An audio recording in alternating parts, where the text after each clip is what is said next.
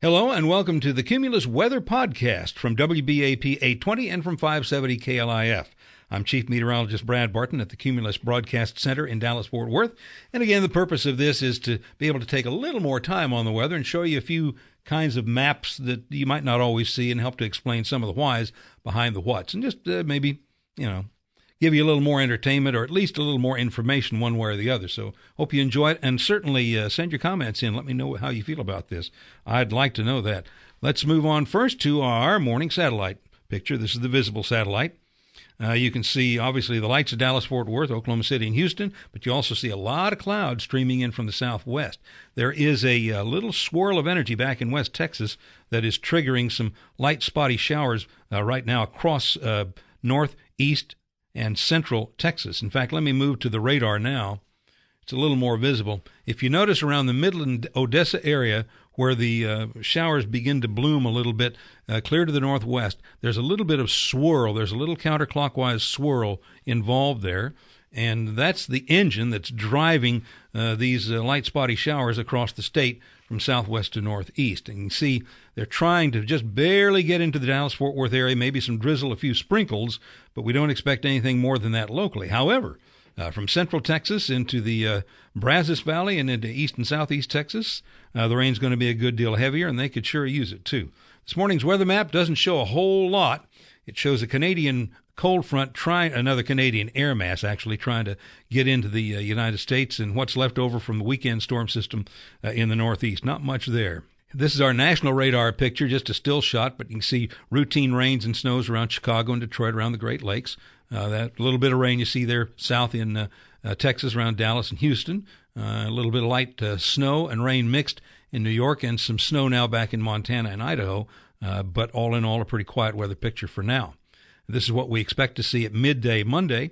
The Canadian front will begin to make a little better progress southward. It'll extend that snow area from Idaho and Montana into Wyoming and maybe even northwestern Nebraska. We'll also see an increase in snow in the Great Lakes region as well, as that colder air begins to work its way to the southeast. And then Texas, once again, Dallas-Fort Worth is missing out on most of the rain. Most of it is in east and southeast Texas. We take you on through to midnight, and now the Canadian cold front is knocking on the door. It's in the Red River Valley coming south out of Oklahoma, and that means that folks in the Dallas-Fort Worth area Tuesday morning will wake up to some gusty wind chills and chilly temperatures and probably no precipitation, although we will see significant snow in the Rockies and the Northeast and even heavier rains in the deep south, complicated in part by that surface low that's just south of Louisiana. It's pulling more Gulf moisture into that weak upper-level storm system. Let's move ahead now to Tuesday morning. The snow gets into western Kansas and approaches the panhandle of Texas. We also have heavier rains moving across northern Florida now, the panhandle of Florida, and routine snows getting a little bit heavier around the Great Lakes and especially in Maine. Again, we see where a warm front with warm Atlantic moisture is trying to drag that warm Atlantic moisture into New England. At the same time, cold air from Canada is trying to get in, and so the cold air from Canada usually wins, but in the meantime, they can get some pretty heavy precip out of it. We will move the map now to Wednesday morning, and here's where West Texas has a problem. We'll have snow in the Panhandle, heavier snows probably in the South Plains south of there, and then a mixture of ice and snow and sleet, possibly along Interstate 10 near the New Mexico-Texas border areas, so be aware of that. Real problem for travel on Wednesday morning in far west Texas. Still some heavy rains off to the southeast in Florida. Now we'll move to Thursday morning. Most everything's over by now. These weather systems kind of moved out. Have a little bit of snow around the Great Lakes and a little bit of light rain in the lower Rio Grande Valley, and that's about it. Moving ahead to Friday, routine snows in the Ohio Valley, moving on up into New England. Nothing terribly heavy, though. And we'll move ahead to the snowfall picture. This is actually melted snowfall equivalent. And we could see several inches of snow along the eastern seaboard or mid-Atlantic eastern seaboard up into New England because of the situation of the cold air from Canada fighting a little bit with the warm air coming off the Gulf Stream and the Atlantic. But this is over the next 5 days. But they're going to have, some snow piling up in the Northeast for the next few days.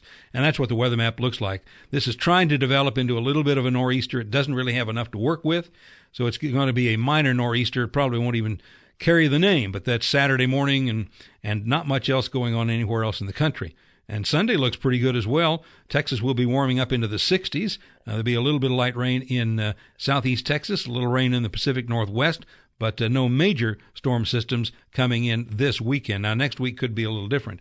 This is a quantitative precipitation forecast map, the QPF map, for 5 days from Monday through Saturday. And while you can see some heavy rains in the deep south, and you can see what will be rain and snow in the mountainous areas and also around the Great Lakes, take a closer look at the white areas across Texas. That's where we ain't getting no rain, and it's becoming a real problem right now. In fact, through the entire month of December and the first 3 weeks of January, last 7 weeks, Dallas-Fort Worth has recorded only 5,100, just barely over half an inch of rain, and that is a problem. You can see, even though it's wintertime, the U.S. Drought Monitor has almost all of Texas in some condition of drought. Only the white spots near the upper Texas coast and the lower Rio Grande Valley have enough moisture. Everybody else is short, and of course, the darker the colors, the shorter we are. This could be a problem for agriculture in West Texas, trying to get their spring planting ready to go. If the ground is too dry, they can't get it in. If they're trying to drill in spring wheat or cotton or something like that. And it also gives rise to wildfire danger. Our wildfire season is in the spring, but we don't expect it to be in the winter. Yet we have burn bans over much of the state right now, including areas just west of Dallas. So Wise, Tarrant, Johnson, Parker, Hood, and Somervell counties are under burn bans right now, and if we don't get more rain soon, those burn bans will be extended farther to the east. Well, here's today's extended forecast. Mostly cloudy and mild for Monday with a high of 62. Light southwest winds. Not a bad day again. Gloomy, gray, maybe a little damp, but that's going to be about it. Will be partly cloudy, 35-40 overnight. Then mostly sunny, breezy, and cooler with that Canadian front coming through tomorrow. High 54, lows will be in the 20s tomorrow night with some blustery wind chills. Wednesday, partly cloudy, breezy, and cool with a high of only 45 and a low near freezing, but we'll start warming up into the 50s Thursday and Friday and into the 60s by the weekend. Thanks again for joining us from the Cumulus Weather Center. I'm Chief Meteorologist Brad Barton. We'll see you next time.